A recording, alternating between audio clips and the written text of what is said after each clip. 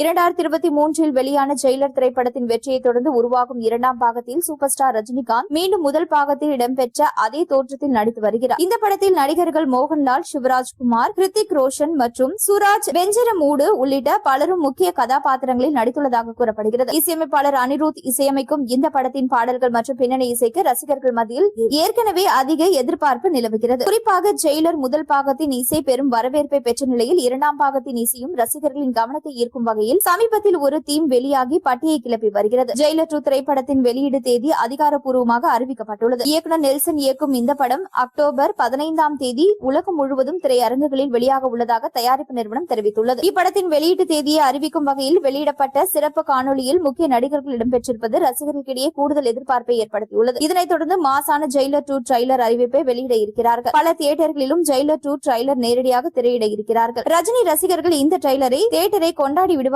என அனைவரும் அறிந்த ஒன்றுதான். முதல் பாகத்தில் பெரும்பாலான வில்லன்கள் கொல்லப்பட்ட நிலையில் இரண்டாவது பாகத்தில் என்னென்ன மாற்றங்கள் இருக்கும் என்கிற எதிர்பார்ப்பு ரசிகர்கள் மத்தியில் அதிகம் காணப்படுகிறது. ஜெயிலர் 2 குறித்த அடுத்தடுத்த அப்டேட்டுகள் விரைவில் வெளியாகும் என எதிர்பார்க்கப்படுகிறது. ஜெயிலர் 2வை தொடர்ந்து சூப்பர் ஸ்டார் ரஜினிகாந்த் தற்பொழுது தர்மன் என்கிற படத்தில் நடித்து வருகிறார். இந்த படமும் டிராகன் படத்தை இயக்கி அஸ்வத் மாரிமுத்து இயக்கி வருகிறார்.